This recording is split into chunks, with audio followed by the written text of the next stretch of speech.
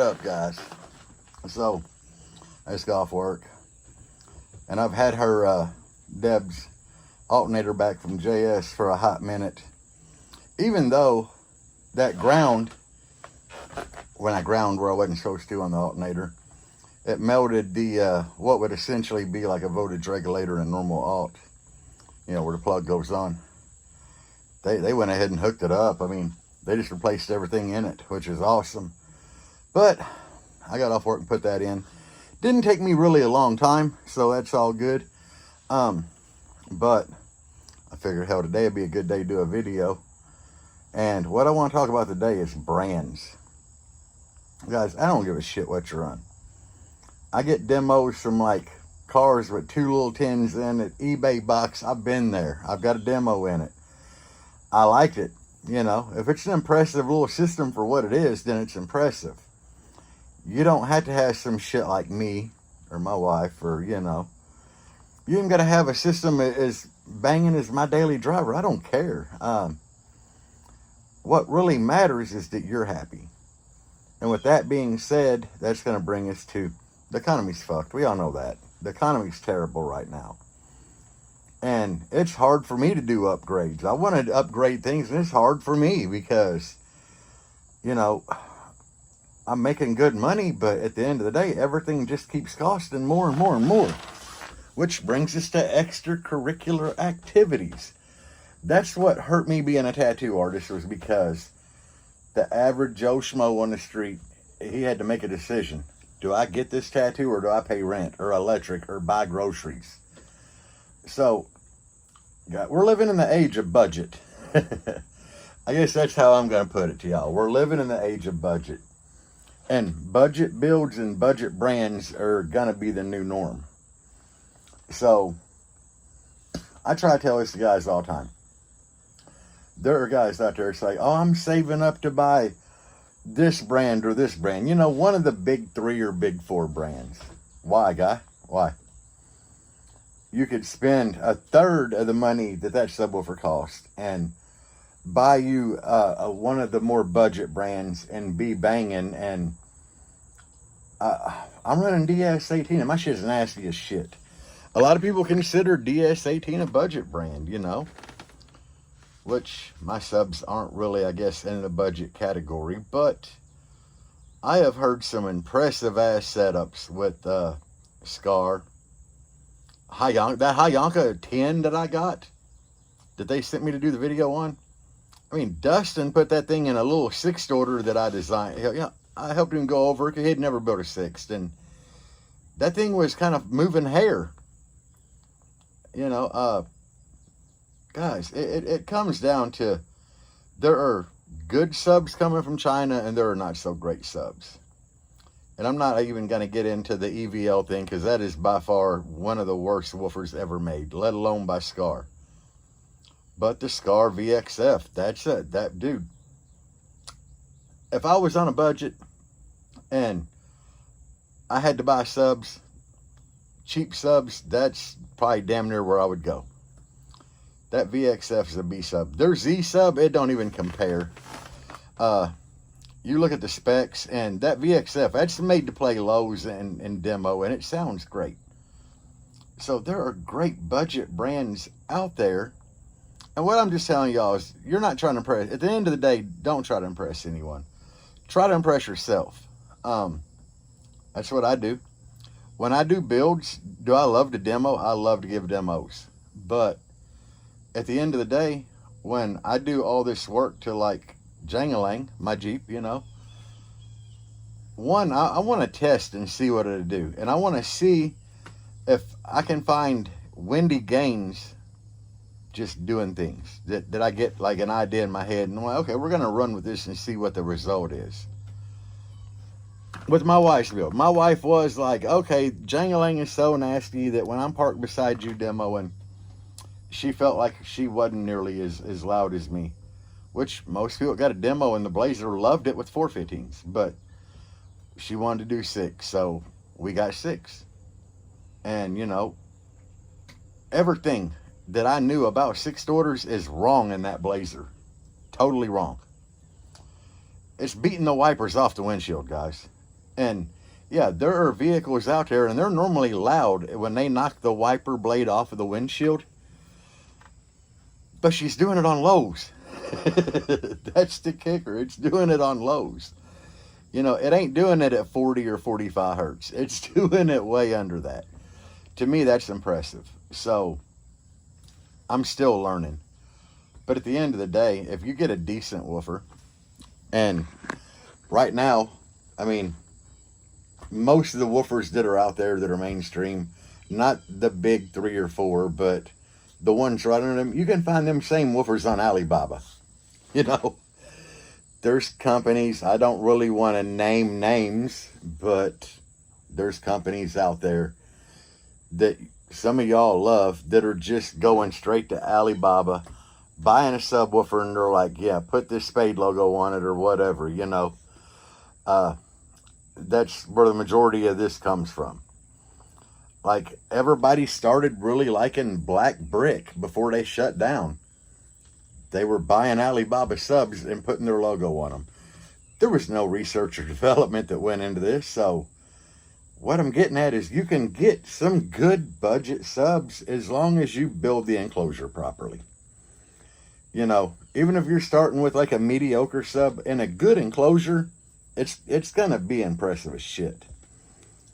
As far as amps, my Bruce Lee amps and the Black Jeep are doing like way more than rated power. I'm talking like 1,200 watts more than rated. And they're China half bridge amps that are strappable. My buddy Nolan, you know, he's the guy behind them. But guys, they're coming from China. So you don't have to have the big money, high-end half-bridge amps. Because my Black Jeep, that thing bangs for what's in it, you know. And it's got China subs. It's got China amps. The door speakers in it are like $30 a piece. I mean, it's as budget as you can get. And when I drive around town with all the squatted truck guys, I mean, they're all just like, holy shit, that thing's beating, you know. So for a drive-around daily system, it's one of the more louder ones around here, you know. So, budget. That's what I try to preach to everybody, you know.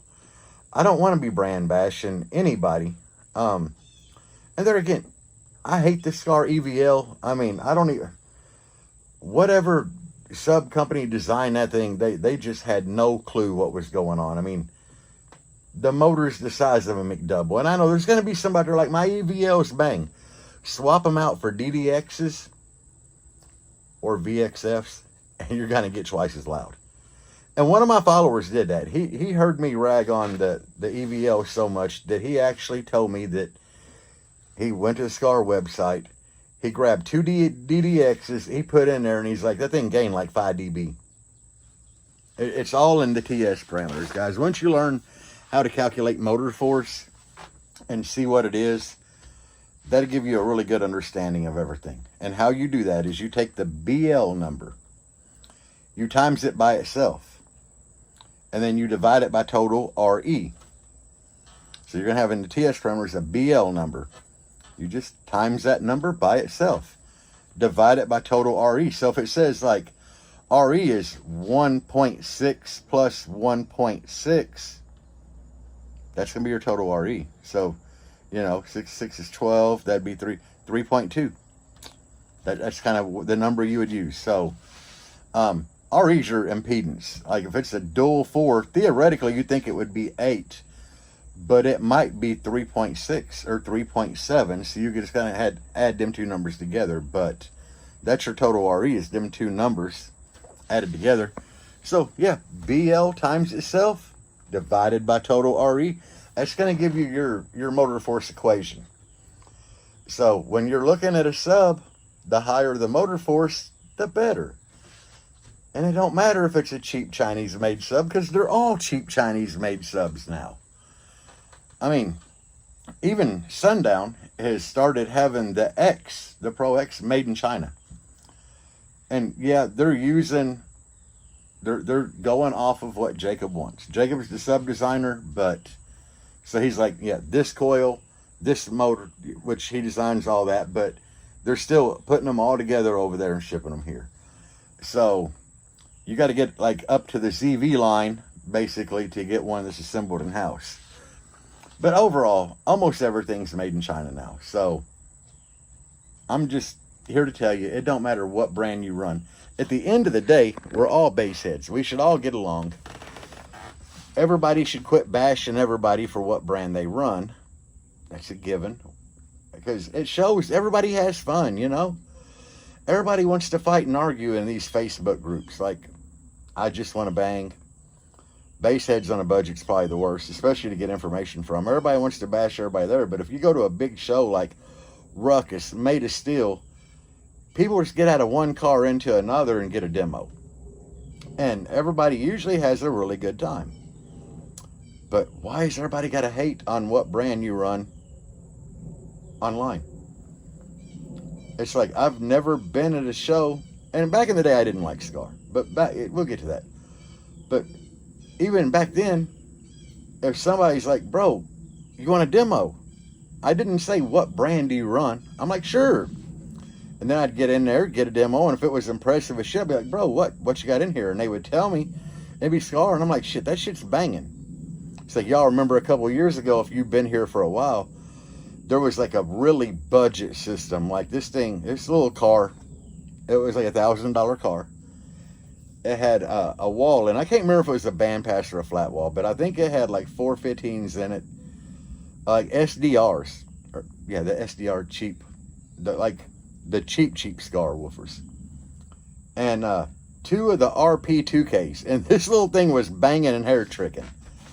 And that just goes to show what you can do with budget stuff if you build properly. You know, I mean, that was like one of my highlights of that Sundown event. That was one of the builds that stuck out the most because the guy threw this thing together, obviously with proper math, good enclosure. You know, he built the enclosure properly. And he threw some cheap shit in there, and it was hair tricking. So, I mean, that's proof right there. That's why it stuck with me, and I remember it so well, is because of what it was and how he did it. Now, I said I'd get back to Scar. Really, at the end of the day, whether you love or hate him, Scar is good for the audio community. Yeah, the owner of Scar does some pretty shady stuff, you know, like if you would be a dealer for Scar, I think JP told me one time he lost money on every Scar sub he sold. Because you're a dealer, you buy it at dealer pricing, and then the owner will run a 25% off sale to where everybody can buy it cheaper than what you are being a dealer. But that's neither here nor there. That's why most people don't like Scar that are in business. I'm not in business. I'm an end consumer. Most of you are end consumers. And where Scar does help the audio community is I've been doing this shit for a long time now. And I've been kind of viral, like with the TikTok thing, for a long time. So a lot of people I meet year after year, and there are a lot of guys that I've met that had Scar when I actually met them in person. And then you fast forward, and they have moved on to like FI and got like a bigger, more badass system, or DC, or whatever, Sundown, whatever it may be.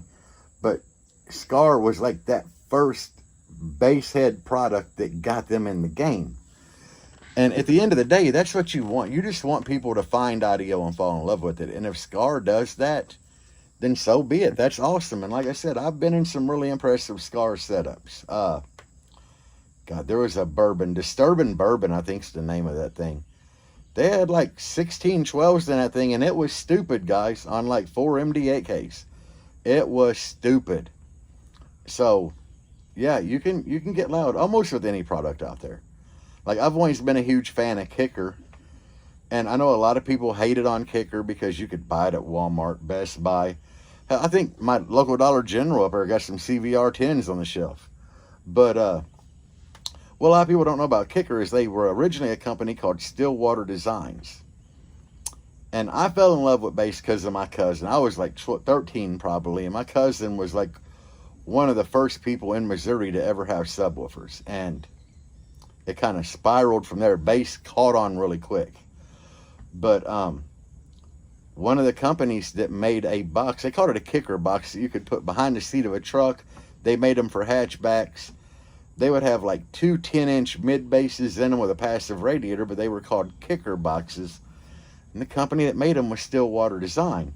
And that got you the thump that everybody wanted back then. And kicker pretty much started the whole bass scene. They were like the stepping stone that brought us to where we're at now. That's why I always love kicker and I'll never bash kicker. And it's great to see that they're making a comeback with a high excursion, you know, subwoofer and everything. But shit's expensive. And they've always been pretty expensive, all except for like the DG and them CVRs. But other than that, guys, we're bass heads. We love doing this shit. Be happy. Run whatever the fuck you can afford. And if you meet a douchebag in a parking lot that has a system way louder than you and he wants to rag you, just remember, at the end of the day, if your system brings you joy, that's all that matters. You're always going to meet somebody louder than you. The first time I got a demo from Diego's van, mind you, he's got 1218s in there. I think that's one of the most perfect demo builds on the planet, but that's neither here nor there. I got a demo from Diego, and I went back to my Jeep, and I wanted to throw it in the dumpster.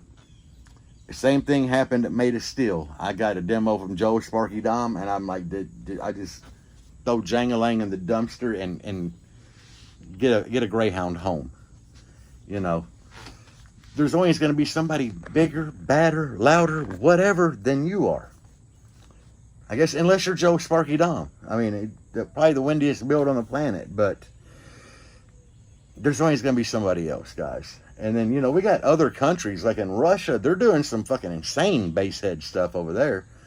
Like, they will cut the whole back area out of a car and take the doors and trunk lid off and basically build the enclosure in that thing. And they're just stupid over there. I mean, they're doing stupid shit. Super loud, you know. Like, we ain't even started competing with them yet, but it's coming. At some point, it's gonna, we're gonna start having the battle of the nations or whatever. But until then, guys, just be happy with what you have. If you're saving up to do a bigger system, that's great. But what you have now, be happy with it. And I guess I've said this too many times in videos, but one of the best pieces of advice I can give you, because we've already discovered you can use cheap equipment, build a good enclosure, and get your goals or beyond your goals. Take your time doing shit. Don't go out there and try to put a wall in your car on a weekend. You know, the first time I walled Jangalang, I drove that thing back and forth to work every day. So over the weekend, me and Deb got a roof, the floor, and the two sides on, and that was it. I drove that thing back and forth to work all week with no front or back and just one layer of wood, you know. I believe it took me 4 weekends total to get the first enclosure done, and that wasn't including putting the equipment in, just to get to where I had a done enclosure. Take your time, do the shit right, measure twice, all that bullshit that they tell you, and just good luck with your build, you know. Do what you want to do. That's all I got, guys. I just want to take time out to let y'all know that in a struggling economy, if you're buying budget shit, be happy with it, guys. And I'll still get a demo from you. Peace out, and as always, bass on.